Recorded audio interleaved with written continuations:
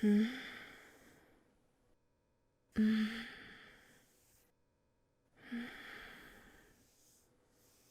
Hmm? Baby, are you okay? Hey, hey, baby. You're just stirring so much in your sleep. You woke me up. No, no, no, no. I'm not mad. I'm just worried about you. You've been tossing and turning so much the past couple nights. I just wanted to make sure you're doing okay. I know you don't really like to open up with your feelings very much, so observing you sleeping lets me get a little glimpse into your mind without me having to pry, you know? And I mean, getting kneed in the back kind of also gives me an idea that you're not having the best dream. Oh, honey. Sweetie, sweetie, sweetie. Here, come here. Let me just reposition myself so I can give you one of my famous bear hugs. mm.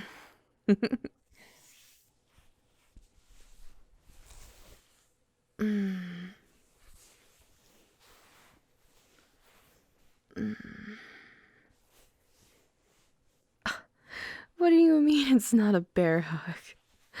Just because I'm not very strong doesn't mean it's disqualified as a bear hug. I'm just a baby bear, okay? Like, they probably can't squeeze very hard, but come on. I'm trying to comfort you, you butt. Oh, come on. You don't think my pathetic attempts to squeeze some love into you isn't cheering you up? So, baby, what were you dreaming about?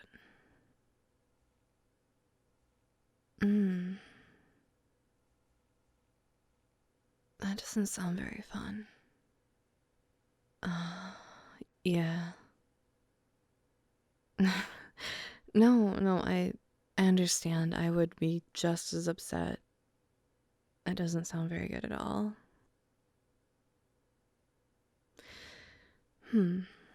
Well, I wonder why you're dreaming of that. Oh, dreams are weird, aren't they? You know, when I was younger, every single morning, as soon as I woke up, I would go onto a dream interpretation site and pick out the key items from the dream and look them up. And be like, I see. That's why I'm dreaming of this. My subconscious is telling me that I need to focus more on my inner peace or something. I mean, there's a whole field of psychology revolving around it, so it's probably not that far-fetched to use your dreams as a way to interpret what's going on inside. I mean, sometimes we can try to push away our feelings and thoughts so much so that we actually succeed to mask them from ourselves. Well, maybe, and this is me not trying to start something, maybe we need to get you a calming night ritual so you don't go to bed so stressed. I know you like your games, but I think maybe you need to unplug a couple of hours before you go to bed. And by unplug, I mean completely unplug. As in, don't check Twitter, don't check Reddit. Just relax and think about relaxing. Or possibly read a book before you go to bed because they don't have blue lights from like a smartphone screen, you know? There are several studies showing that the light emitted from like computer monitors and screens, that it messes with our circadian rhythm, and ultimately it just makes it more difficult to fall asleep, and probably messes with your sleep as well. Because if you've noticed, when we stay up all night and we sleep in the day, the daytime sleep tends to be really bad because we've gotten a peek at the sunlight, right? And daytime light is blue light, so it's already affected our neurotransmitters, and the melatonin that we built up naturally gets artificially dissolved sooner than it's meant to be, or not at an appropriate time, even though we need to sleep. So it perpetuates this cycle of sleep deprivation nobody can seem to escape from. What, you're not in the mood for my 2 a.m. philosophical ramblings?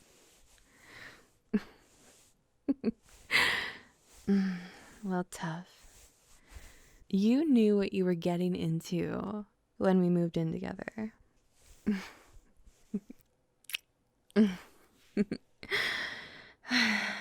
I love you. I mean, but babe, honestly, it's a good idea. How do I know it's a good idea? Well, the psychology classes that I took briefly touched upon the neurotransmitters and how they affect our overall mood. Melatonin is something that affects serotonin. So I think we should definitely be more mindful with how we go about our nighttime rituals so we can have a more relaxing and fulfilling sleep, you know? You know, I've had my trouble with insomnia, and my whole philosophy is researching why things happen to hopefully understand them better and to try to deviate from the behaviors that cause the unwanted effects, you know? Such as maybe I shouldn't really be having, 3 monsters a day, especially towards the end of the night, even though I really like the flavor of them. And I'm pretty sure they sell a decaffeinated version, but fuck that. That's weak. That's a waste of $3. Yeah, I know. I love it though. They taste so, I don't know, artificial. Meanwhile, everyone in the world's like, God, artificial this, artificial colorings that, non-GMO, organic, vegan, blah, blah, blah. Oh, man. Crazy how much people buy into all those buzzwords, isn't it? I only want non-genetically modified version of a genetically modified fruit. Damn it. My child needs it. It's like, Karen, most of these vegetables that are available in the store are genetically modified. Because I don't think they understand what it means, Because even selective breeding is technically genetically modifying. So all of the apples that you eat in the store are man-made because you have to cross 2 cuttings of an apple to get a desired fruit, right? Because if you were to plant the seeds from an apple you get at the store, you're just gonna get crab apples. It's a whole thing. It's so interesting. I was watching this video on it the other night, and they were talking about how all the proprietary produce that you have at the store and the ways they prevent people from being able to replicate it at home cheaply. Oh, it's so weird. Everything is so monopolized in our world. It's crazy.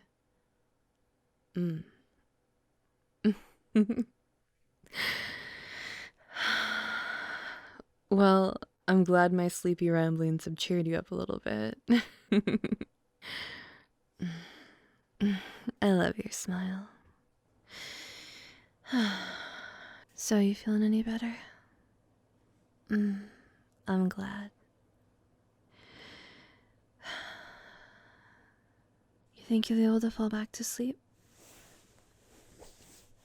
Good. Me too. I'm really sleepy.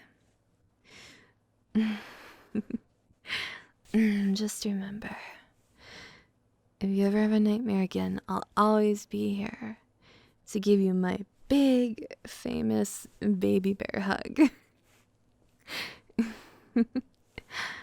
I love you, baby. Okay, let's try getting some more sleep, okay?